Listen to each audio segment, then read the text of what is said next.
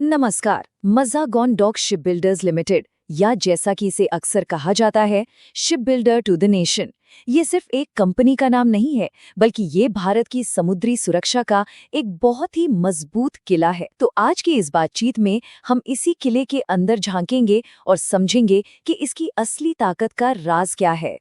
हम इसे 4 हिस्सों में देखेंगे। सबसे पहले देश के लिए इनका क्या योगदान है, फिर बात करेंगे इनकी उस अभेद्य खाई की जो इन्हें सबसे खास बनाती है। उसके बाद कंपनी के अंदर चलेंगे, इनके कमांड सेंटर में, और आखिर में देखेंगे कि भविष्य का रास्ता कैसा दिख रहा है। तो चलिए पहले हिस्से से शुरू करते हैं, ship builder to the nation. देखिए, ये कंपनी हमारी नौसेना की रक्षा की नींव है, और इनका सबसे बड़ा, सबसे जरूरी ग्राहक कौन है? खुद भारत सरकार।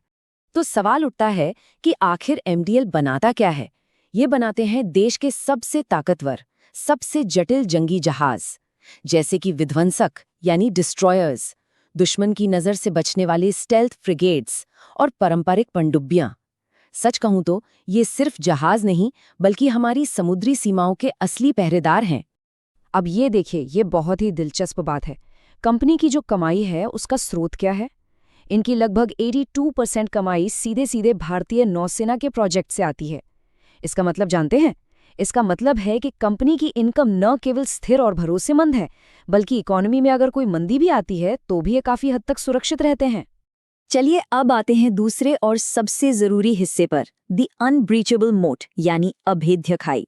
ये एक बिजनेस टर्म है जिसका मतलब है कि कोई कंपनी अपने कॉम्पिटिटर्स से कैसे बची रहती है, ठीक वैसे ही जैसे पुराने जमाने में एक खाई किसी किले की रक्षा करती थी।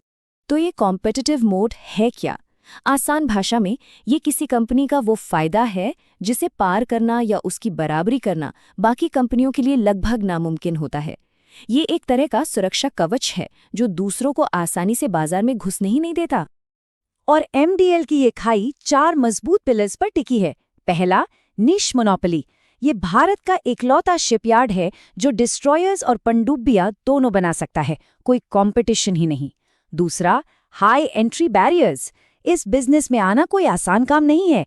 हजारों करोड़ की पूंजी, खास तरह का इंफ्रास्ट्रक्चर और बेहद कुशल लोग लगते हैं। तीसरा, गवर्नमेंट पैट्रोनेज, मतलब सरकार का पूरा साथ है। और चौथा, इंडिजनाइजेशन। इतने सालों में देश के अंदर ही सब कुछ बनाने से इनके पास जो ज्ञान और तकनीक है वो बेजोड़ है। और ये स्लाइड सरकार के उस साथ को और भी पक्का करती है। भारत सरकार की एमडीएलएल में 81% की हिस्सेदारी है।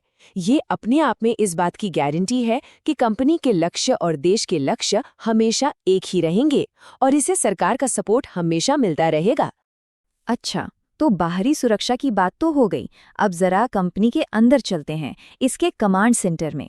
यहाँ हम देखेंगे कि कंपनी की आंतरिक ताकत क्या है, इसका नेतृत्व कैसा है और बाजार में ये कहाँ खड़ी है। इस टेबल से पूरी तस्वीर एकदम साफ हो जाती है। आप देखिए, जहां कोचिन शिपयार्ड एयरक्राफ्ट कैरियर बनाने में माहिर है और जीआरएसी छोटे जंगी जहाज बनाता है, वहीं एमडीएल सबसे खास और सबसे ऊंचे मूल्य वाले सेगमेंट पर राज करता है, जिसे कहते हैं हेवी कॉम्बैटेंट्स, मतलब बड़े विध्वंसक जहाज और पनडुब्बियां। कंपनी का नेतृत्व भी उतना ही जबरदस्त है। देखिए, अनुभवी लीडरशिप के अंडर कंपनी ने पिछले 5 सालों में अपने मुनाफे में 38% CAGR की शानदार ग्रोथ दिखाई है। और इनकी रणनीति पूरी तरह से भविष्य पर केंद्रित है, जैसे AI और IoT का इस्तेमाल करके डिजिटल शिप बिल्डिंग करना और मॉड्यूलर कंस्ट्रक्शन जैसी नई तकनीकों से जहाज बनाने का समय कम करना। और अब आखिरी हिस्से में हम भविष्य की तरफ देखते हैं कि वो कौन से बड़े फैक्टर्स हैं जो आने वाले सालों में एमडीएल की ग्रोथ को और रफ्तार देंगे। सबसे पहले इस नंबर पर ध्यान दीजिए, 32,000 करोड़ रुपए। ये कंपनी की मौजूदा ऑर्डर बुक है। आसान शब्दों में कहें तो इनके पास पहले से ही 32,000 करोड़ का काम हाथ में है। इसका सीधा मतलब है कि अगले 2 से 3 साल के लिए कंपनी की कमाई लगभग तय है। ये एक जबरदस्त स्टेबिलिटी देता है। ये स्लाइड बताती है कि डिमांड आ कहां से रही है। देखिए, भारतीय नौसेना का लक्ष्य है कि 2030 तक अपने बेड़े को लगभग 130 जहाज़ों से बढ़ाकर 200 तक पहुंचाया जाए। अब सोचिए, जब बेड़ा इतना बड़ा होगा तो इसका सबसे बड़ा फायदा किसे मिलेगा? जाहिर है, एमडीएल को। भविष्य में ग्रोथ के और भी कई कारण हैं। सरकार की आत्मनिर्भर भारत नीति एक बहुत बड़ा बूस्ट है। इसके साथ ही नेक्स्ट जनरेशन डिस्ट्रॉयर्स और P-75I पनडुब्बी जैसे बड़े नए प्रोजेक्ट्स भी लाइन में हैं। इतना ही नहीं, कंपनी ग्रीन टेक्नोलॉजी पर भी काम कर रही है और दुनिया भर में अपने जहाज बेचने के मौके भी तलाश रही है। तो आखिर में एक बड़ा सवाल यही है, अपने देश में तो इनकी पकड़ मजबूत है, लेकिन क्या MDL ग्लोबल एक्सपोर्ट्स और टेक्नोलॉजी में हो रहे बदलावों की मुश्किल लहरों को पार करके दुनिया का एक सच्चा खिलाड़ी बन सकता है? ये एक सोचने वाला सवाल है, जिसका जवाब हमें आने वाला वक्त देगा। दोस्तों, इस विश्लेषण को देखने के लिए धन्यवाद। जाने से पहले कृपया कमेंट करके बताएं कि अगली बार किस स्टॉक या सेक्टर का विश्लेषण देखना पसंद करेंगे। सारे कमेंट्स पढ़े जाते हैं।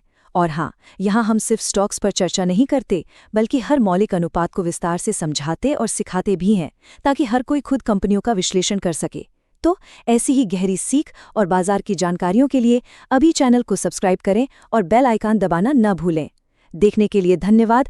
Disclaimer. Educational content only. Not SEBI registered. This is not a buy/sell recommendation. Invest at your own risk.